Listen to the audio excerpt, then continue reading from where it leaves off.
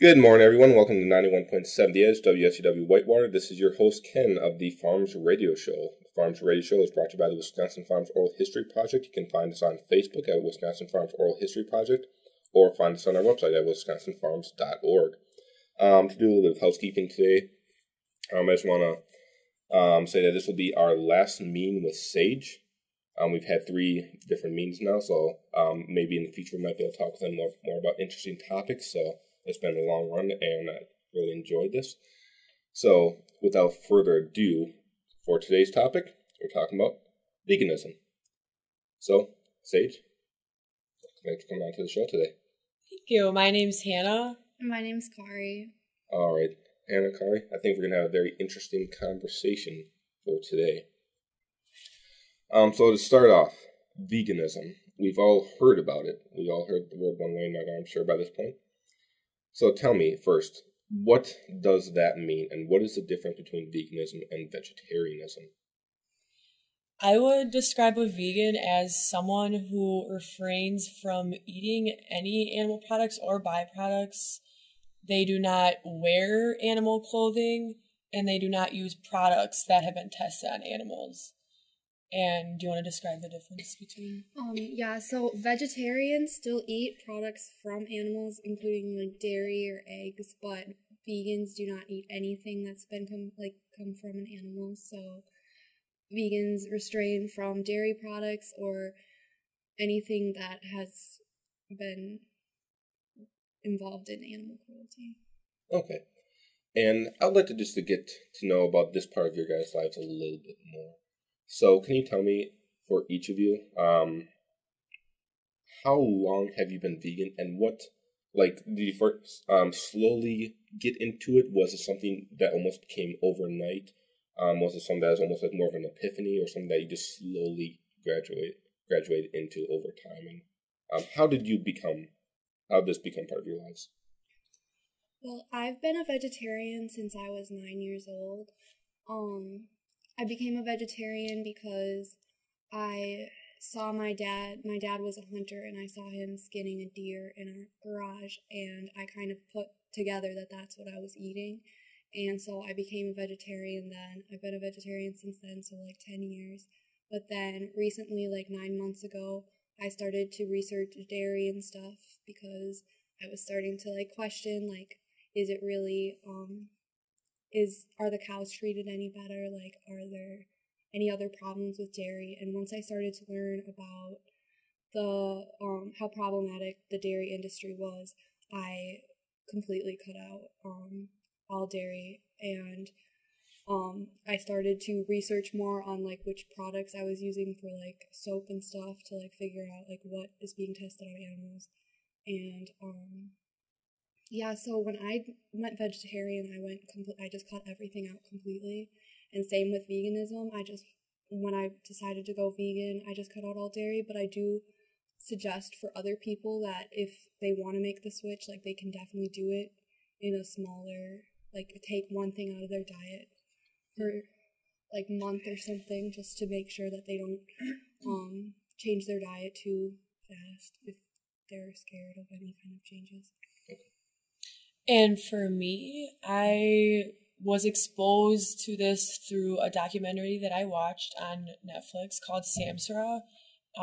It's not even heavily based on animal agriculture, but it showed me how animals were treated, and I have never been exposed to that before.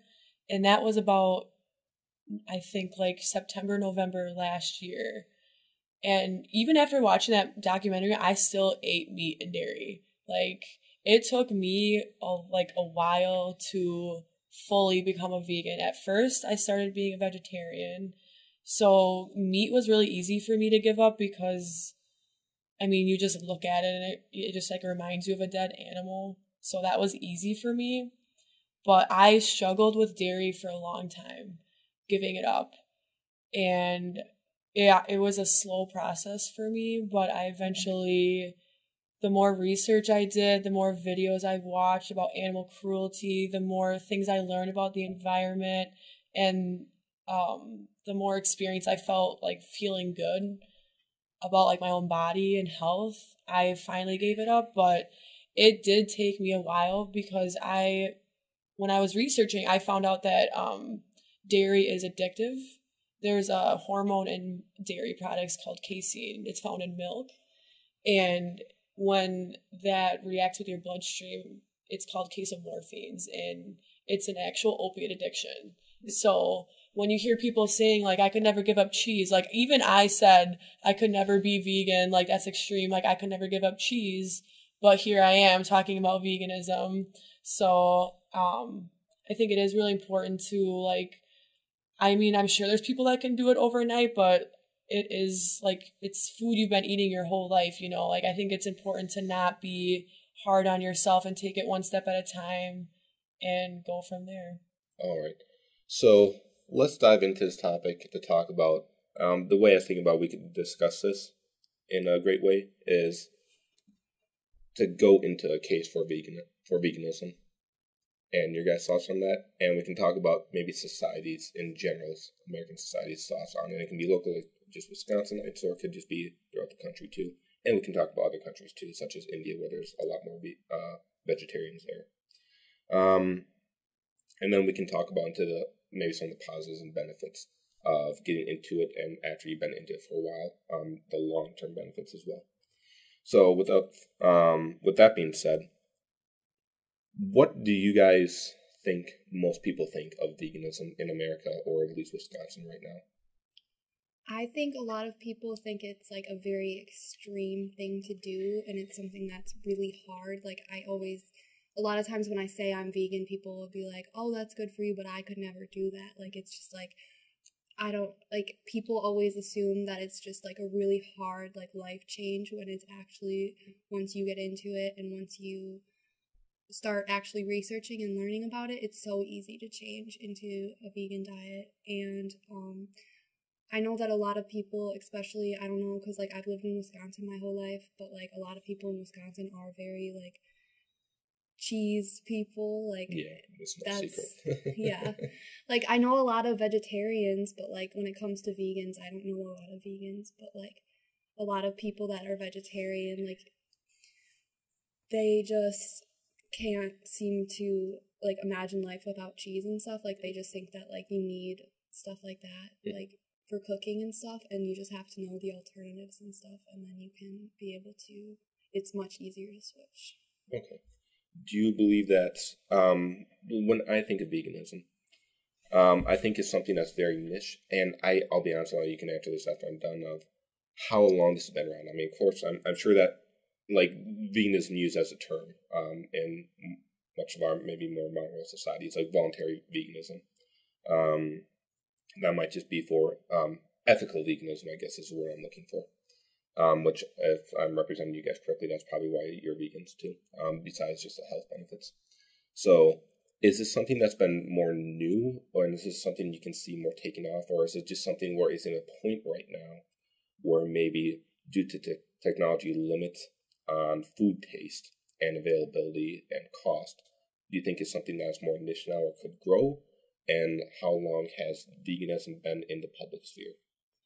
I'm not, like, entirely sure how long it's been around, but I know for sure veganism has been around for, like, at least 50 years, like, more than that. But okay. I think it's getting brought to light a lot more in these recent days because we are facing a lot of environmental issues. And I think because technology, there's a lot of people going into factory farms and filming what's going on and posting it, and we, like, other people are seeing it and actually learning about what's going on. And I guess celebrities do have, like, a big part in it too, even though, like, I don't really agree with, like, praising celebrities, but they that is a good way to, like, other people, like, posting on social media about it and just, like, spreading awareness about it. And I just think in, like, the recent, like, past, like, probably, like, 5 years, I think it's more popular, and it's coming, like, people are understanding what it is and, like, why we're doing this. And yeah. Okay. Do you have any additional commentary? Yeah, I mean, I think especially with social media, people are easily able to get this information now, because in the past, I feel like a lot of this information was hidden from us in, like, certain ways. Like, anytime somebody would come out giving us information, like, they would be punished for it. And, like, I think that with social media and, like, with the ability to look up anything online, you're just able to find out all this information, and there's, like, no way that they can really hide it from you anymore. Okay. So, like, there's more sources and stuff that you can look to if you are interested in learning about this. Okay. And I feel like the more people are going vegan, companies are seeing this and they're making an effort to make more vegan alternatives. So. Alrighty. Yeah, and I think too that with the emerging popularity of it, it's something that's becoming more mainstream. And I would think that if I'm representing most people here, that most people probably just gradually get into it too, or be inspired by maybe, say, documentaries, friends or family members, or just some other cause of inspiration for it too.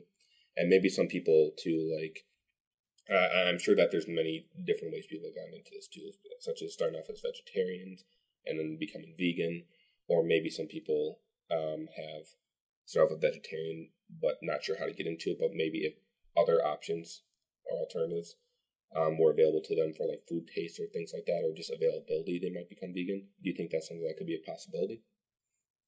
Definitely. I think if people were exposed to more, like, because, like, recently I introduced my mom to coconut butter, and now it's, like, what she cooks with everything because she actually likes the taste more. So, like, I just think once people try these alternatives, or, like, once you try, like, soy milk or other plant-based milk, so, like, see that it actually is, like, you don't feel, like, sick afterwards, or you don't feel like, because, like, after you eat something with a bunch of regular butter in it, you'll feel really sick, or you'll feel really, like, unhealthy. But then after you eat a bunch of coconut butter, after you drink a bunch of soy milk, like, you feel fine just because it's plant-based and not affected by the growth hormones and stuff that cows are given. Okay. Yeah, because I guess my experiences when I talk to most people about veganism so far is generally as a response that can be summed up as, I'll ask them why they eat meat. Because, like, I'm just an omnivore too. I eat meat and vegetables, and I've been trying to eat more healthy too. But when I talk to most people that are, like, most humans are omnivores, I'd say, and my experience has been that they are aware that vegetarianism or veganism could be more healthy and more ethical. But I think it's something that in general Western society right now is something that's perceived as people are aware of the ethical concerns and maybe the health benefits, but they just feel that either they don't have the time of day or it's not on the top of their priority list to start transitioning into something like that, or how it might be something that they're, like, aware of what they're doing and they don't have a problem with it. It's just they just don't want to make that change. Is that something that in your discourse with just anyone that's not vegetarian or vegan, has it been something similar? Or what have your guys' experiences been with talking with others about this? Yeah, I see that all of the time. Like, people will, like, I've had multiple people say, like, I don't want to know, like, I don't want to see, like with videos of animal cruelty, like, people just don't want to see it. They know about it, but I think it all, like, comes down to, like, what I've learned through veganism is that you can't push people to do anything they don't want to do. The individual has to make the connection on their own. And then that's, like, you have to do the research on your own and make the connection. And you really, like, I mean, for me, after researching all of that and after seeing the things I have seen, it's worth my time and effort to be a vegan and to help animals, to help the environment and myself. But if you're not connected with yourself and with nature and, like, with everything around you, then yeah, it's not going to be on your priority list to do something like this and to put the effort into learning how to make meals that are plant-based, because it does take time and effort. But for me, it's worth it. But I think it's just all about people having to make that connection on their own and not having, someone else trying to force it down their throat. So yeah. I understand completely too. I think that the best way to, as I would say with most topics, the best way to convince people otherwise is just to tell them the reasons why you might be into it, the benefits. And if they have concerns about like, oh, I don't know if I just love bacon so much or some answer like that. And like, I don't know what I could do without. All the time. So what I think the best way is, because I've heard discussions on this too about like alternatives, for taste factor, because I think one of the biggest things stopping vegetarianism and veganism is that, like culinary, it's meat, barbecues, and all that stuff. It does taste really good, and it's something that's almost like an art form. It's like almost like an identity to some people too. Like they take pride in that kind of stuff. So, and when they hear of something that even might taste the same, but they just know isn't the quote unquote real deal, or it's not like genuine meat, then they might be a bit more skeptical. So is that something you guys have experienced too? Just individuals that you might talk to about this topic or try to persuade, and then they feel like they're just not sure if they can give it up, or that it's like almost that meat has such an ingrained in society of an importance that making that transition, I think, is something that some people could be convinced of maybe overnight, but maybe a lot of people would take almost like a couple generations to start becoming more normalized. I think the public is very, most of the public is very unwilling to change their diet just because it's such an intimate thing, and there's so many people that use like meat and dairy like meals just to bring their families together, or to have to just bring your friends and family together, and people just don't understand that there's ways to do that with plant-based foods. Mm-hmm. But a lot of the times people only know recipes with these like meat or with dairy. Yeah. And a lot of the times people just forget that there's those other alternatives, or they just aren't willing to learn about them, or just even think about it just because it makes them like, personally, like, I feel like people don't want to think about it because it makes them feel bad, and they've been doing something their whole life, and they just don't want to feel bad about it. Yeah. It also doesn't help that we are all conditioned by the government and corporations to believe that meat and milk are healthy for us. Like, our whole lives we're told that you need meat for protein, you need milk for strong bones, yet there's been a study done that the UK, United States, are the most, like, they consume the most milk, and they also have the highest rates of osteoporosis. So a big thing of why I think people don't change is because they're so conditioned and almost brainwashed into thinking that these things are healthy and that this is, like, okay to do. But I like to making the comparison, like, we used to think slavery was okay. Like, some people used to think that was okay.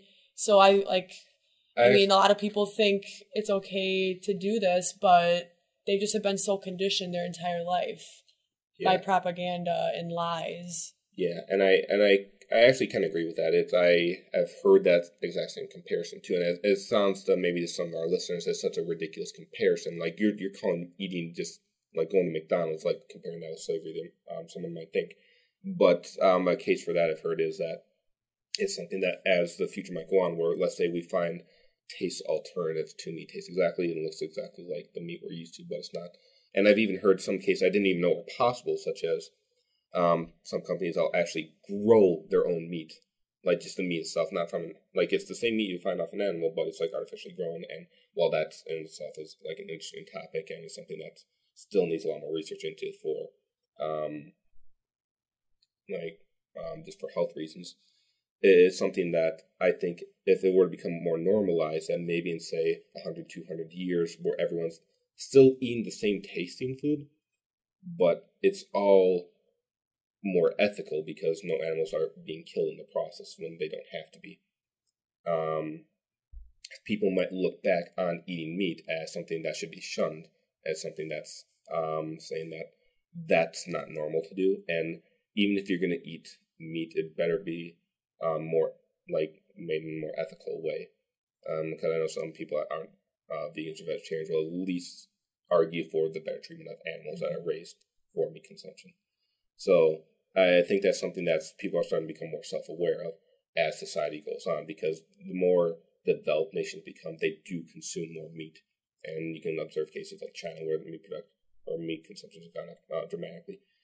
And so in my opinion, I think that maybe with that increase in meat production, with the development of society becomes more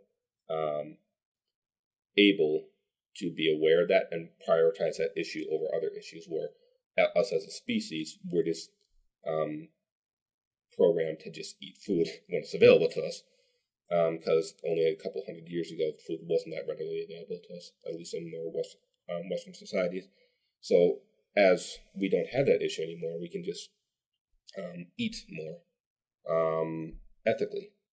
So is that something that you guys, what are your thoughts on that for a future outlook on veganism, in the sense of just it becoming more, I guess, normalized in that way? Like, is that something you could see, or is there other views you had on it?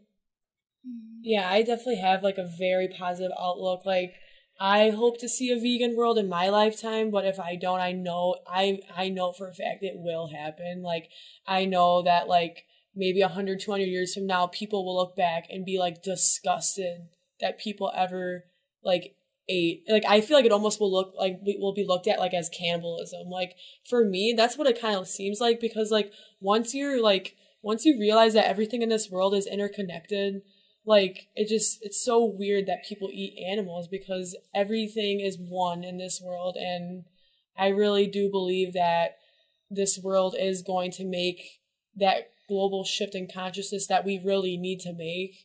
Like, I know, like, it seems like it's really hard to be positive about it because there's just so many people that are stuck in their ways, but I mean, there's really no other way to be other than positive about the issue. Yeah, I try to stay positive and hope that people will go towards more of a vegan diet, or at least cut down on the amount of meat and dairy they're eating. But I know that a lot of people are also very ingrained in their beliefs and are almost even anti-vegan, or like, I hope I hope years from now people will look back at what we did as disgusting and like stuff like that. But like, it just, from the population growing, meat and dairy consumption is just growing with it. So hopefully we'll start to see the environmental effects that are happening before our world is destroyed from everything. Because like, if we keep eating meat at the rate we are, we're not going to have the land left to do it. Like, eventually we're not even going to have the resources or land just to feed or provide land for these animals, just because there's not that much land left. Like, 1/3 of our land is already desertified from land being used for animal agriculture, and 45% of our land is covered with agriculture, there's like factory farms and like the crops that, because the amount of crops that we're producing for these animals, since they eat a lot, like cows have like 4 stomachs or something, like they eat a lot more than us, and like we could just be using this food that we're producing already to feed ourselves and to feed other countries that are like starving or suffering, and instead we're feeding 70 billion livestock, when we could just be helping the people that are suffering in other countries and just be letting them use their own, because we've been taking crops from other countries and taking it away from people that need it, just to feed our animals, just to feed our addiction towards meat and dairy, when we could just be feeding people that are dying. And it's just kind of, I feel like when people do eat meat, it's just kind of a slap in the face for all those people that are just starving, because there is the ability for everyone to be eating what they need, but instead we're eating animals when we could just be providing for everyone, because like, we have to provide for all these animals, which means that we can't provide for all the humans. And it's like, what comes first, like our need to eat other animals or the need to feed our people? And it just comes down to that people are they want to eat meat more than they want to save the human race. Which is like speciesism, pretty much. A speciesism is like when you think that your species is greater than another species, when in reality, that's not true. We're all equal, and we're all earthlings. We all inhabit this planet, and yeah. Yeah. I think what I'd like for us to talk about next is 3 different areas. So First one I want to touch on just for like a couple of minutes here is just some of the negative stigmas that exist with the concept of veganism and how to address those concerns. And then we can go into, I think, will be our last two main areas, which is the ethical case for veganism. And you can discuss things such as your concerns with maybe the meat industry and the way meat is produced. And then we can go end off on a more lighter note, which is the health benefits of veganism or vegetarianism too. So with that being said, what are some of the current stigmatisms that at least exist in America right now when people hear veganism, and how do you think those can be addressed? I think a lot of people hear veganism and they just think like angry, like people that hate people that eat meat. Like they just think that vegans are really judgmental people that think they're like better for some reason. Like I think a lot of people, because like when I say I'm vegan, they're like, oh, well, are you going to try to push your beliefs on me? It's like, well, obviously I want to talk about something that's really important to me. Like veganism isn't just a diet, it's like a religion. Like it's like what you're changing your life to save the human race and to save the world. And like it's just people, when you're even saying simple things, just like facts about being a vegan, they'll be like, oh, well, you're trying to push your views on me, or like, oh, you're just another angry vegan. When like if you think about it, vegans have every right to be angry. Like if you think about like it as a religion, like we're seeing all these animals dying, and like we obviously want to make a difference, but like at the same time we can't talk about our beliefs too much, or else we'll be seen as the angry vegan stereotype. I will never understand how anyone could be against a compassionate lifestyle as veganism. And I think the big reason why people act like that is because of their ego. And people have a hard time swallowing their ego and admitting that they have been living life the wrong way and that they need to make a change. And veganism is like something very spiritual to me, and I would never judge someone for what they ate. I used to be the biggest meat and dairy eater ever. Like, I ate meat and dairy a lot. And for other people to like think that I'm judging them, I think that shows that deep down they know that they're wrong and I'm right. And it just comes down to breaking down your ego and just admitting to yourself that you have been living the wrong way, and it's just make amends and move on with your life and make a change. And yeah, I can definitely see parallels between veganism and other things, like even such as like someone's religious choices or someone's political views, where I know whenever I talk with anyone about something that's like someone I know that might be vegan, they always say like, oh, they're probably like a liberal from San Francisco or something like that, and those kind of tropes. But I think that as time progresses, if you can make like a just sound respectful arguments with other people about why you're vegan and why you think it's the right thing, I think that's the best way to progress with veganism onto other people, and to even suggest like, okay, I know what you're thinking, these are your concerns, this is something that's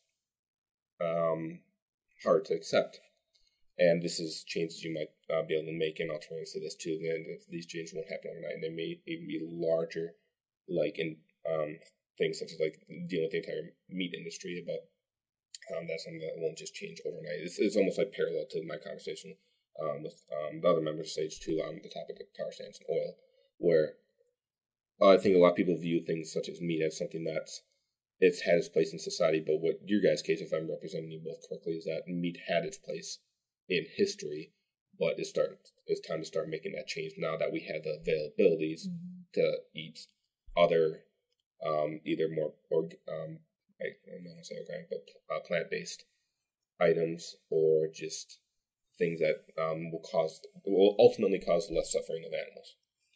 Yeah. From strictly from like regardless of the health, is the standpoint I'm referring to. I think with like obviously in like years and years ago when they didn't have the ability to do farming and stuff, like obviously like Native Americans and stuff, like they had to kill to survive. But like now we live in a society where we have so many plant-based foods and so many different alternatives that we don't need to rely on meat and dairy. there's already so much pain and suffering in this world, so why cause more? I mean, I like the saying that peace begins with, like, peace starts on the dinner plate. Like, there's just really no reason to kill sentient beings other than for our own greed and convenience and satisfaction. There's just no reason to be doing this anymore. Mm-hmm.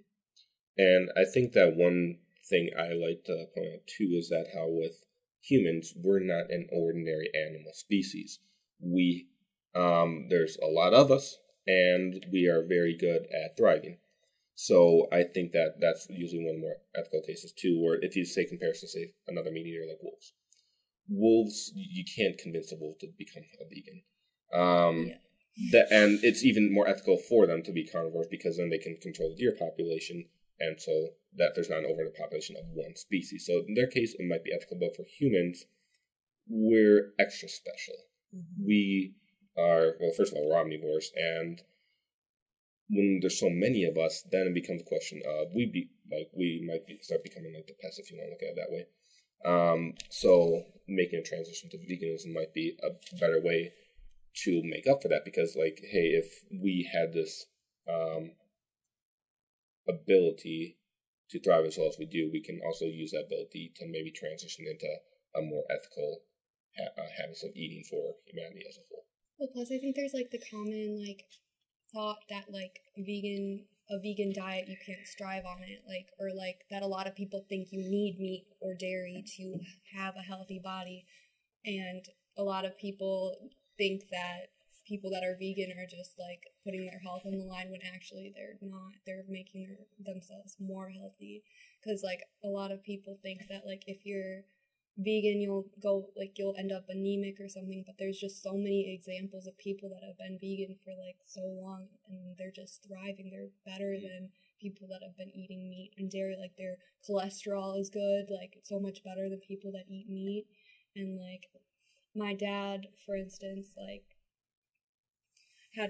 I did a blood test and I ended up getting like good results back, and my dad was surprised just because he thought that like without meat and dairy, like my blood would be suffering. But it's just like, you have to realize that as humans, we don't need that. Like if anything, we're hurting ourselves by eating those products. But just because it's so ingrained and we're so brainwashed because of the government, because the meat industry has so much political power, and the government is brainwashing all of us just to think that milk makes healthy bones, like, or meat is a good source of protein. And like I think that a lot of people, like I know growing up, I always thought that I needed at least dairy. Like I went vegetarian when I was young, but I always thought that like if I cut out dairy, like I wouldn't have the energy, I wouldn't have the strong bones. But once you start doing the research, you find out that like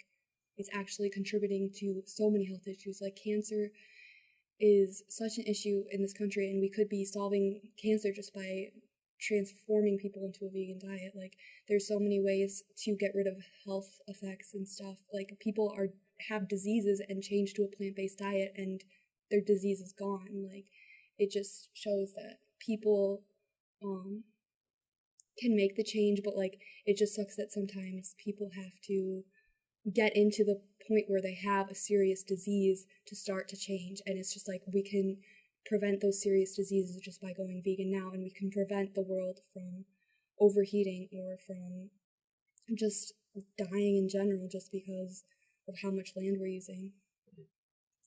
Alrighty, I think this would be a good way to transition into the topic of ethical veganism. So with you guys' case, I know this part you're probably eager to talk about is, right now, what are some of the current hot topics, issues, or things you'd like to address for, say, the next maybe 10 to 15 minutes here on why ethically you should be vegan? It can be maybe your concerns or complaints with maybe, say, the meat industry or just other industries as well, or just other views in society. What are some of your ethical concerns of why to be vegan that we haven't already addressed? well, I would say like the meat and dairy industry, the way that they treat these animals is literally like a nightmare. Like animals are like factory farms are like huge farms that animals are kept in small cages. Like let's take pigs for example. Like pigs, the moms are raped, they are forcibly impregnated to give birth, and they have to stay in a crate their entire life where they can't even move or barely stand up.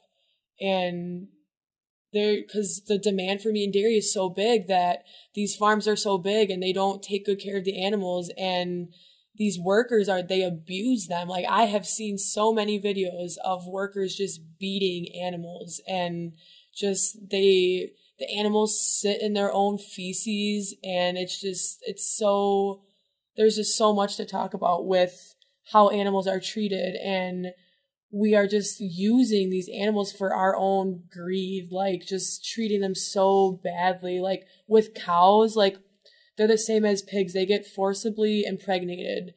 And in the industry, they literally call it a rape rack. Like rape is rape no matter like what species it is. And that is what is taking place in these farms. Like baby cow, like so a mom cow gets raped and she gives birth, they take the baby away from her right away.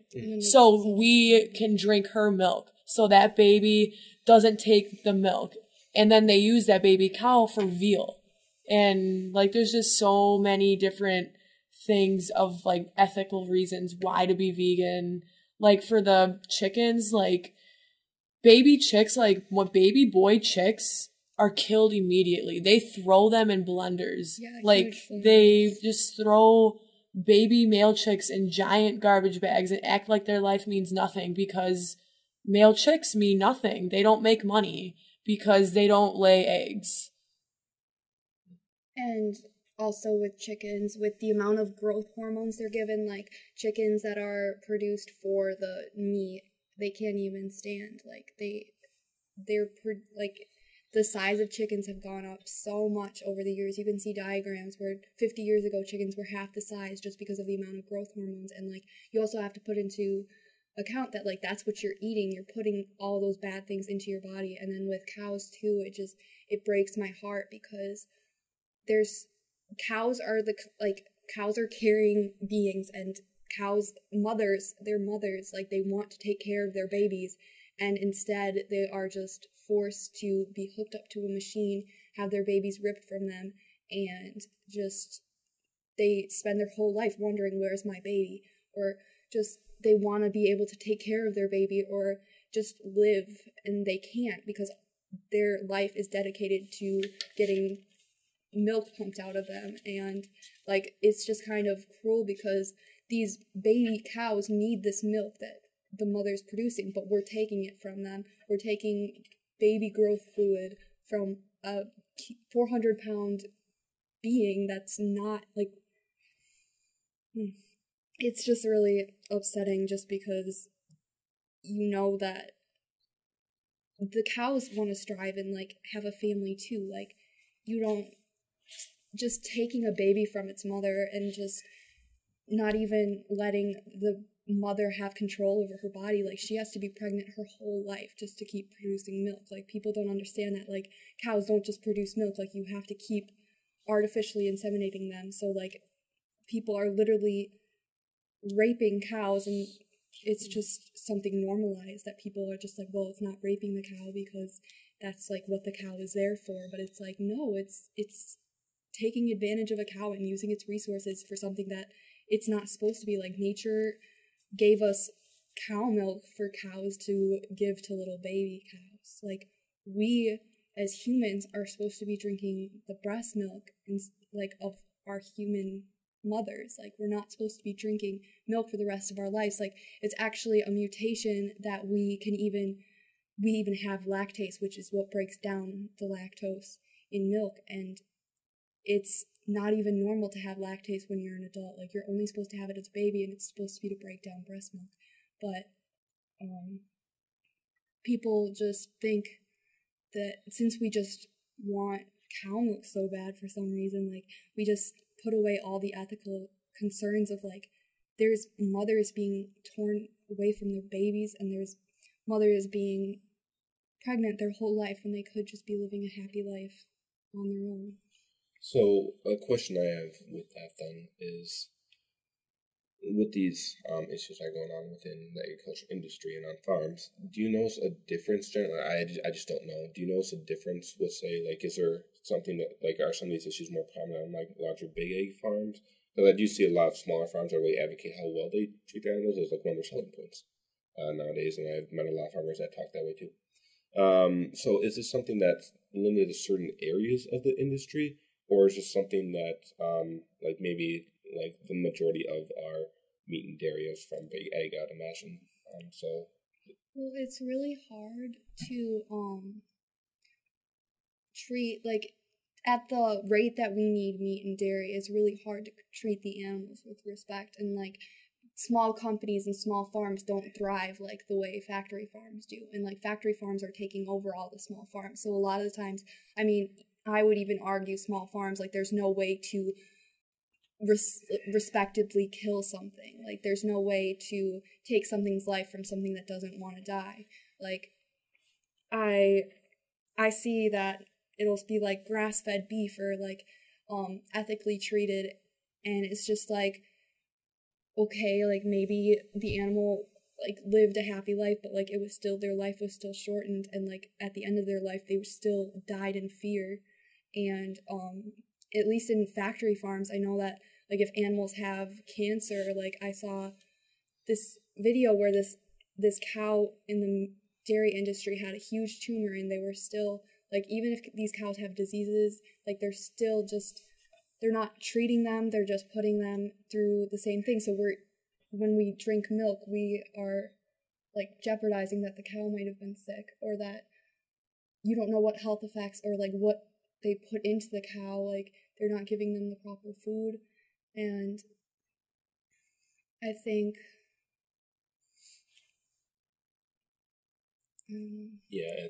I can understand what you're saying with the two and your concerns are. So I think it does go back to the overall issue that we touched on earlier about the comparison between slavery and just raising animals for food, and how it might just be like a slow transition where, say, like, we can't do any other alternative options besides say that this is something else will become outdated. Like the idea of, like, the traditional farm, maybe. Plus with grass-fed beef, like, that's destroying our environment even more. Like, even though, like, maybe the cows are getting the food they need and they have the space and stuff, like, we're just taking up more land just to be eating the animals. Like, it'd be one thing if we had them as, like, pets or something and we were taking care of them, but the rate that we're producing cows is just ridiculous, and they don't have to live that way. And with the land, at least, like, grass-fed beef is just so much worse for the environment just because it requires so much more land. And even though factory farming is less ethical, then you also have to put into the concerns of what we're doing to the environment with these huge farms that have cows, because if we're just going to be killing the cows anyways, like, what's the point to be wasting all this land when we could be using it to make crops and stuff? Yeah, I think you bring up a very good point about how the environment and even possibly climate change will tie into the agriculture and meat industry. So can you give me some, like, just sort of some examples about how those things correlate to one another with climate change and the agriculture meat industries? I would say, I mean, factory farms contribute greatly to climate change and global warming. For one example, like the number one. For one example, waste. I mean, there's millions of these cattle and on these factory farms, and they produce waste. And this waste is stored in open air lagoons. And I've seen videos of these. These things are like football fields, like, in length. Like, and this waste is just being stored there, and methane, nitrous, phosphorus is all being released into the air. And another way that factory farms contribute to global warming and climate change is we are feeding these animals industrial food that is full of chemicals, copper, zinc, like antibiotics, that these animals were not designed to digest.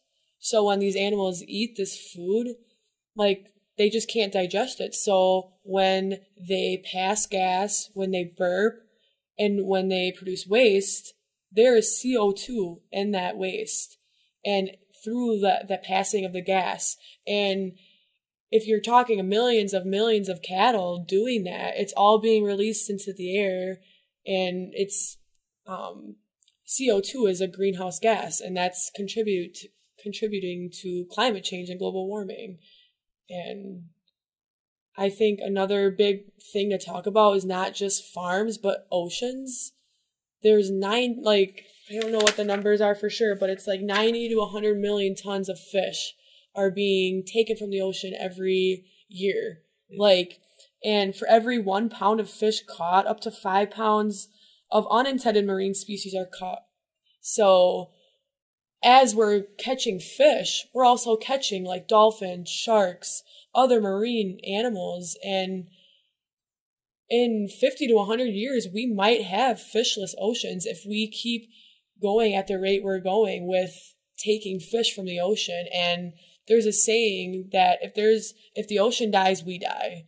So all around, animal agriculture, fishing is just so terrible for the environment. And I think a huge thing with being vegan is, I like the saying that I heard from this activist once, that being vegan is not enough. You need to be an activist. It's not enough just to stop eating meat and dairy. We need to go out there and do what me and Kari are doing right now, and educating people and talking about this issue so people can get educated. And I have hope for humanity that if people were to know the stuff that I know, they would change their ways. Because I want to have kids. I want to have my kids know what an ocean is full of fish, and don't even get me started with species extinction, because that animal agriculture is a number one reason why we have species extinction, is because we're cutting down all these rainforests and animals are losing their habitats. And I don't even know if we're going to have rhinos and elephants and giraffes anymore because of what we're doing. So it's just really selfish of us to think that we're so much better that we can take away, in Cowspiracy, the documentary, which everyone in the world should watch. Yes, everyone should watch it. But in Cowspiracy, they bring up that every second, a football field of rainforest is destroyed just in order for our selfish diets, thinking that we are better than these cows or animals. And if you eat meat, you're contributing to so many more issues, species extinction. But I understand, a main reason is because people don't know. Before I watched that movie that changed my life forever, I never questioned what I was eating. I never questioned where it came from. I never questioned, what, there was an animal that actually died for this. I never, knew any of that. So that's why I think it's really important that we stick up for what is right, no matter what people think of us, because we are doing what is right, and we're not judging people. We're just trying to help people. Vegans are some of the most compassionate people out there.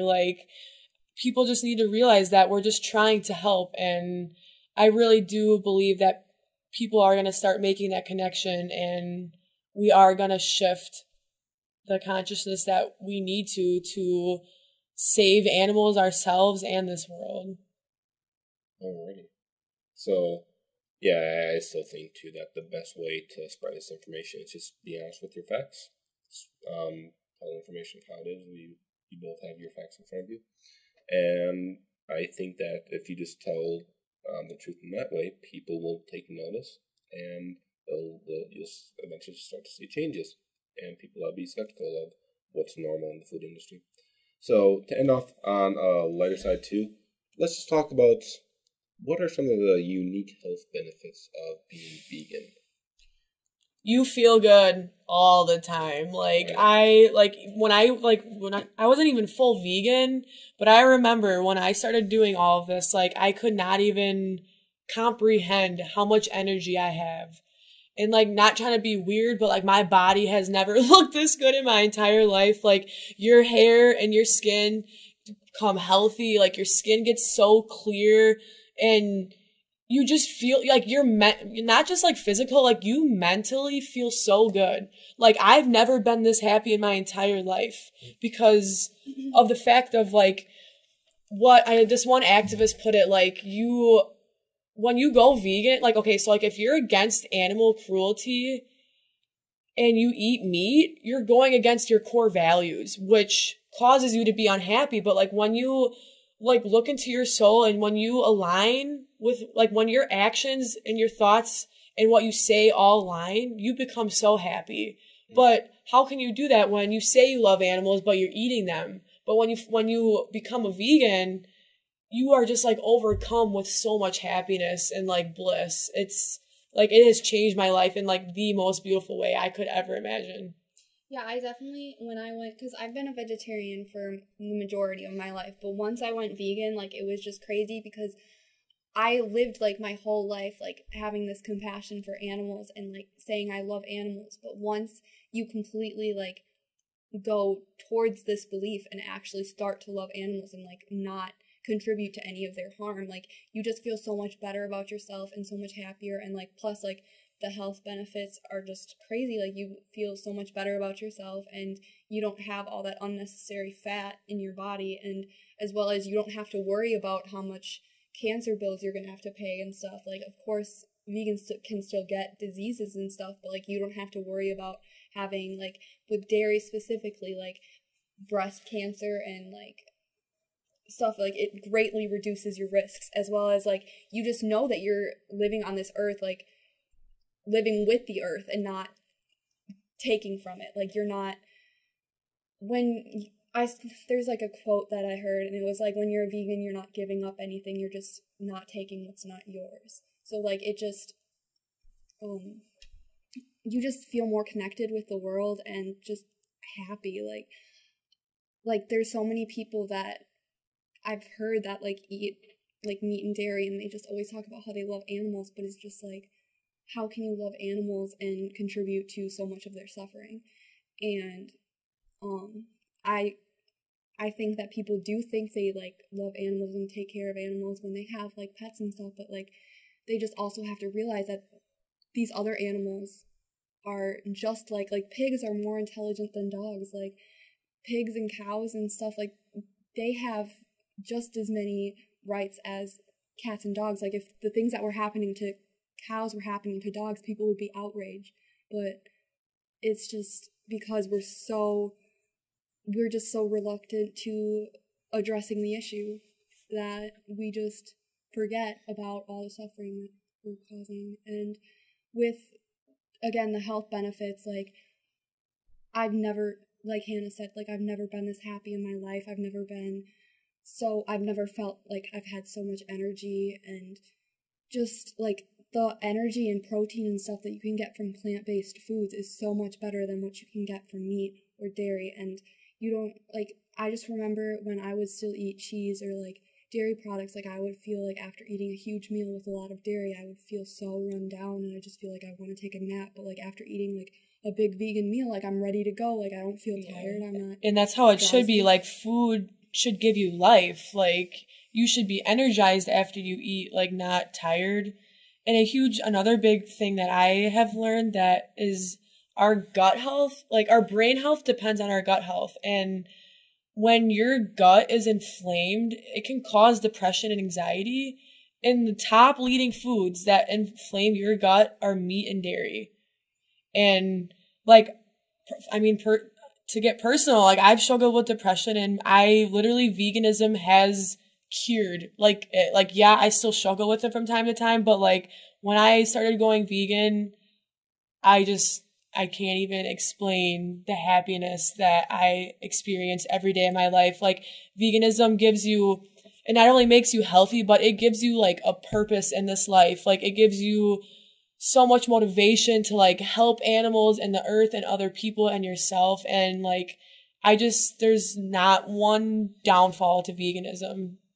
Yeah, I know that people, like, always ask, like, well, what are some negative things about veganism? And I can never really, like, I don't know, like, people always say that it, like, costs more, but, like, I haven't noticed any. But I'd rather difference in spend the time and money now in my health than wasting money on healthcare for diabetes or cancer or heart disease, which are Yeah. top killers in this country. Like, I'd rather spend the time and effort now than spend time and money in the hospital later. Yeah. No, it's like, even though, like, they're probably, like, I haven't noticed, like, the cost difference, like, as long as you just are eating, like, you can still eat cheaply. And I think, if anything, eating meat is more expensive. And it's just, you're contributing to your health problems in the future. And it's just like, why not buy the foods that'll help you in the future and, like, spend money on those now instead of, like Hannah said, like, spending money on all your health bills when you have cancer or health issues from all the meat and dairy you're consuming. I think a big part of it is learning to love yourself, which, like, a lot of people don't talk about that a lot, and a lot of people don't even know what that means. But, like, when you really learn to, like, love yourself, you will take the time and effort to eat healthy and to research what you're putting in your body. And when you love yourself, you don't put processed foods and, like, just bad food in general in your body. And going vegan has really helped me learn how to love myself a lot, because you're more confident in who you are. and you're more in control of your life. And I don't know. Well, I think that's a good way to end this off. So I think we've had a very interesting discussion today on veganism. So before we leave, I have one very, very important question. What's your favorite vegan meal? Oh my gosh, that's so hard. How about that in the past week? In the past week? Yeah. I yesterday made, like, vegan enchiladas, and they were so good. Like, you put beans and tofu and stuff in them, and they're so good. Like, rice and beans are, like, my favorite, just because beans have so much protein and you feel so much, like, more energized after eating a lot of beans. Or, like, I don't know, there's so many things. Yeah, I would have to say I make these, like, black bean sweet potato hamburgers, and they are so good.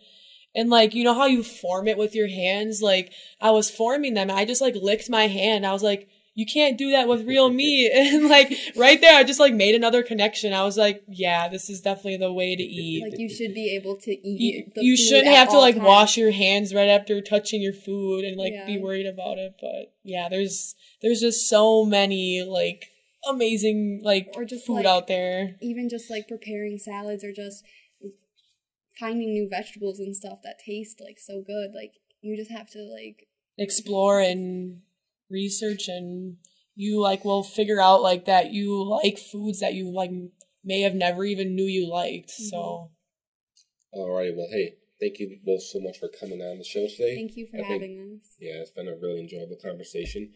So, before I go, is there any contacts you'd like to let our audience know about, such as just for S.A.G.E, for example, or other groups you're affiliated with on the topic?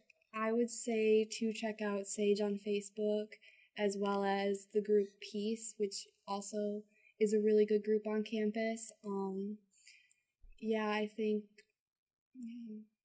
S.A.G.E and Peace are really good orgs on campus to get involved in. yeah, and you can look up the meeting times. They meet on Wednesdays.